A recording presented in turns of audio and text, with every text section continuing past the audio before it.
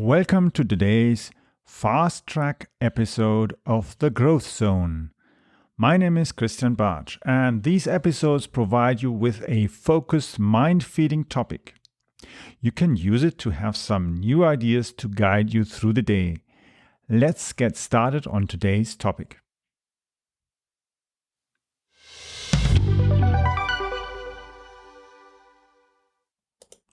So in today's episode, we are going to be looking at how to understand the key issues that a market maker or trading platform can have on your stock market investments. What we are going to talk today about is the different kind of gateways or platforms you can use in order to place your stock market orders.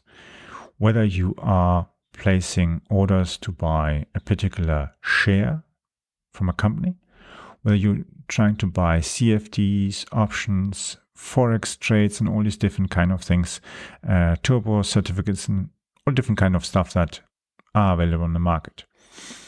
And it applies as well even if you invest in cryptocurrency and you're trying to buy it over trading platforms. So there are lots of different trading platforms, whether they have a website, whether they have an app, and as well different kinds of brokers and so on.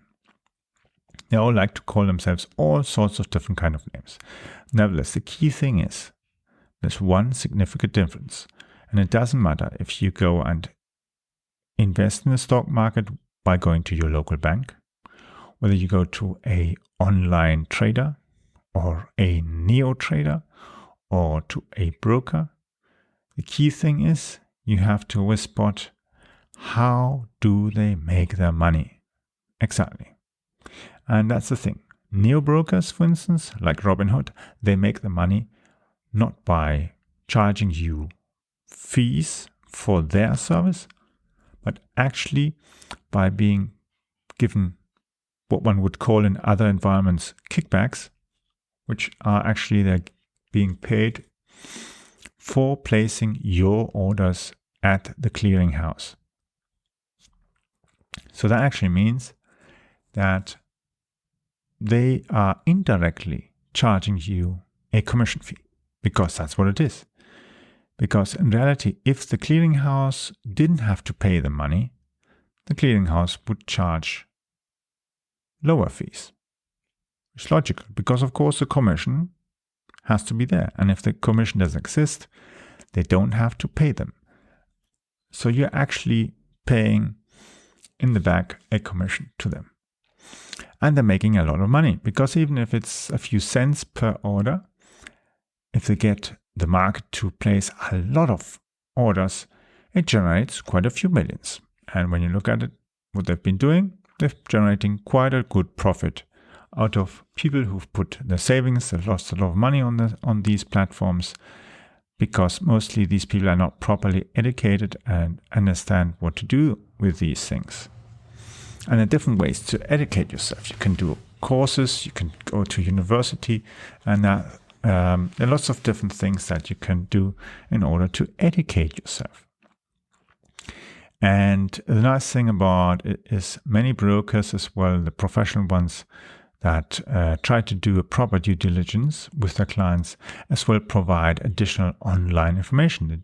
They provide online video tutorials, even how to use their platform, so that people know how to do it and they don't do some stupid stuff by mistake because they click on the wrong place and don't notice what they're doing. The same thing as well, you can do in different languages as well, different kind of courses where you understand how to use the stuff. But it depends as well very much on what you're doing. And that's the difference as well. Whether you're just learning on some online course for $400 to trade, yeah, it gives you some basic insights and you understand how to do it. Okay, that's nice. You can learn that as well, of course, by reading books and going to university, studying different kind of stuff, like for instance foreign exchange that I did. I did trade and financial management and foreign exchange systems and all these different things, and how stocks and forex and options work and CFDs and so on. And it's always quite interesting because you actually start to understand the risks. And that's the thing. You have to have a proper risk management. And most people don't have. They just go and invest blindly in some kind of stuff. And when you're investing, these platforms, whether it's brokers, trading platforms, neobrokers, whatever they want to call themselves, even your local bank, they're all making money on you, either by fees or by kickbacks and other kind of activities, even by charging you, in some cases, even fees for holding your stocks in a depot, which is crazy because there's no big cost to them. It's just a joke, but they still do it. Some banks still charge for a depot, which is silly because actually they're not doing anything. It's just held in a software tool that they have, and it knows that of the 1,000 shares from one company, you have 7 of those shares. Awesome. But if you had 88 shares, you pay as well a little bit more. But the thing is, their cost isn't even any bigger, whether you have 7 shares, 88 shares, or 894 shares. It doesn't matter. It's all a software topic. They make money for a service that's not really much. There's no big cost in it. But the key thing is, how is it a problem for us if we are investing through market makers? And market makers are those who create artificial markets inside their environment for the clients. So what they're doing, let's say, for instance, they are buying options, and they're selling options. They will eventually create a market of their own, which means you have on top of the market price, you have a second price. So they actually build into the market price that they are showing you their own spread. And it'd be quite a different price level when you compare it. And at the moment, I've got here open beside me 3 different kind of windows. For instance, for the pound to the US dollar. It's a Forex, 3 different broker accounts. One has a direct access to the market. I see what the price is. I have a second one where I see through one broker what he is charging, and the other one through a second broker that is like a neobroker. And you see quite a big difference. So the direct access is in some cases even through a market maker, and a different market maker can be quite a difference. So one market maker here is actually charging 0.018 more than the second market maker. And when you compare it to the direct market access, it's in reality 0.0038. That's the spread that they're putting on top. Saying, oh, that's not much, not so much. Yeah, it doesn't sound much, but actually if you increase the volume to a certain amount, you will notice that that difference already does quite a difference in investment. And let's say you're putting $100,000 in, or $1 million, or 10 million, makes a big difference. So just consider it. Do you think that your local bank that has a department, an investment bank department, let's say Deutsche Bank, HSBC, or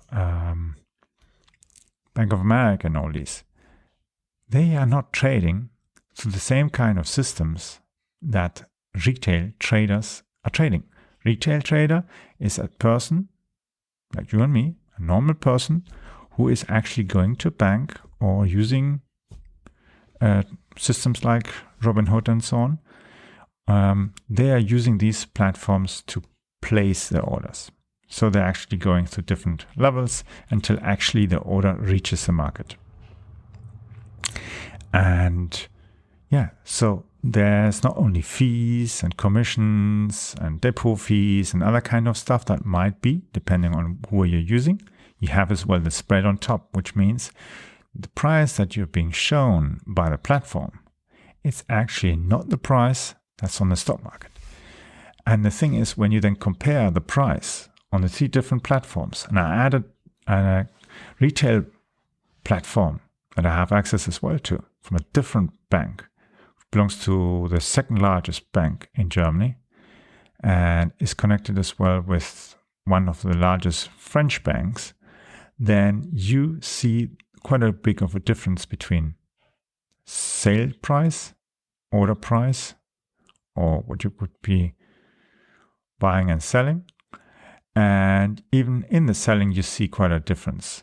Even there's a spread quite significant. So using retail banks and all these things to invest in stuff like stock options or CFDs and so on is a high risk, because you always are getting a price that is not the real price. It's not a good price, and it's not close enough, because that's the thing. When you look then at the scaling and the volatility of these things, you need to have a good price that is close to the market and not something that's artificially set up, because by the time you place your sale, you can be closed out or extracted, or you're kicked out of your position because, for instance, 50% of your capital reserves have gone under the exposure that you've got in your investments. And if it's happening at the wrong time, you're losing a lot of money. So that's something that you shouldn't be doing. You need to have on one side enough money in your cash account in that system, at the same time having as well the right investments in the right kind of stuff. But the key thing is, so is it a big deal? Yes, it is a big deal. And that's the thing. When we look at what's happening with all these different investments and that, it's just crazy, because you see people are posting they're losing money and investments and they're feeling sick and they would like to commit suicide and all other terrible stuff. That's stuff that shouldn't be happening, because they obviously didn't educate themselves first. They don't know what they're putting their money in. Yeah. I'm reading these things on Reddit and I'm thinking, oh, that's interesting actually what they're doing. Okay, fine. And then you read some other stuff and you think that's funny. That doesn't make much sense. And in between, there's a lot of garbage and people posting all sorts of other stupid stuff in between. Not really very professional. When I think of it, what, for instance, a friend of mine told me as well some time ago, Mondays, you just shouldn't be on the stock market. And I keep to that rule. And I don't gamble this stuff. And that's what I've been doing for over 30 years. I don't go and do crazy stuff. Whether I buy funds, stocks, or other kind of financial items, it doesn't make sense to go crazy. And the thing is, if you've ever had the opportunity to go and visit, for instance, we call it the trading floor of a big bank. I had that opportunity in North America once with a friend to go to the trading platform of a large American bank. Was a cool experience, because of course you see there's so many people there. They're all trained, educated. It takes several years for them to actually go from junior to senior to eventually being the head of the whole department. And he is one of the top guys in that bank. He does a lot of trading and he's really, really good in what he does. Makes a good amount of money, but of course, there's as well, of course, a lot of risk and stress and other things involved. And so you have to be as well very cool, very relaxed about things. Don't go in a frenzy, don't do hectic stuff, but actually think what you're doing before you press the button. And that's what you see with all these retail investors. They are doing crazy stuff, because the thing is, they don't understand that the market, and those are the big banks, the big investments, the big hedge funds, they can easily push you out. They see from the order books and from the requests, they see, okay, here are lots of small requests, obviously. Somebody's buying 5 shares, 50 shares, 100 shares. They see that's peanuts. That's peanuts. Okay, let them buy it. Then we push them out. We get the stuff for free, because then suddenly they go nuts, sell it for next to nothing, and the big investors and the big investment banks, they just buy the stuff cheap. And that's the thing, where these people are going into the market don't actually understand what they're doing with their money, and they don't actually know who they're playing against. It's like as if you go into for instance, these holiday resorts. There are these guys who have these nutshells and there's a ball, and you're supposed to guess under which. And they're so fast, they know exactly how to trick you. And you usually, at the beginning, you find it, and then you get you to entice you to put more money on that plate, and then they do it so fast and easily that they trick you out, and eventually you lose all your money. Yeah? And that's the same thing. You don't go and do this gambling stuff. That's stupid. First, invest and orientate. Even Warren Buffett doesn't do this stuff. It's just crazy because he knows what to invest. And similar happens as well with venture capital that I'll be telling you about in the next few episodes, where we'll be looking as well at the other side of investment. Because putting your money, you can put your money in stocks, you can put them in funds, in options, and so on, forex trades, and all these different kind of things.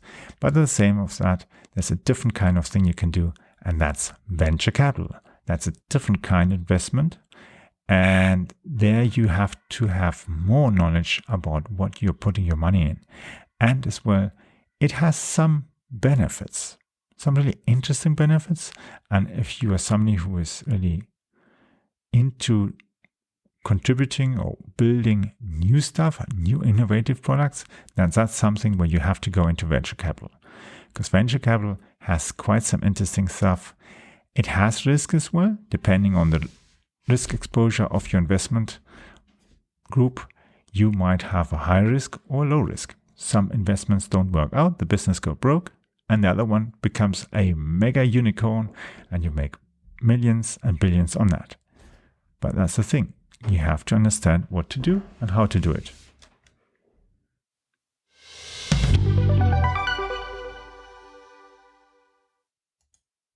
I hope you enjoyed the fast track edition of today.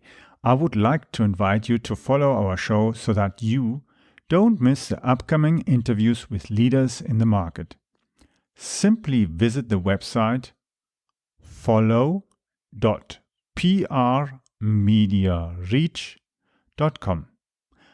I will be adding the link also to the description of this episode so that you just need to click on that link. The link is follow.prmediareach.com. follow.prmediareach.com. You can follow me also on Twitter by using the Twitter handle CAPBarch. So it's spelled CAPBARTSCH. Or for those who are into sailing and flying, Charlie Alpha Papa Bravo Alpha Romeo Tango Sierra Charlie Hotel. Yes, that's CAP Barge. See you soon or hear you soon in the next episode.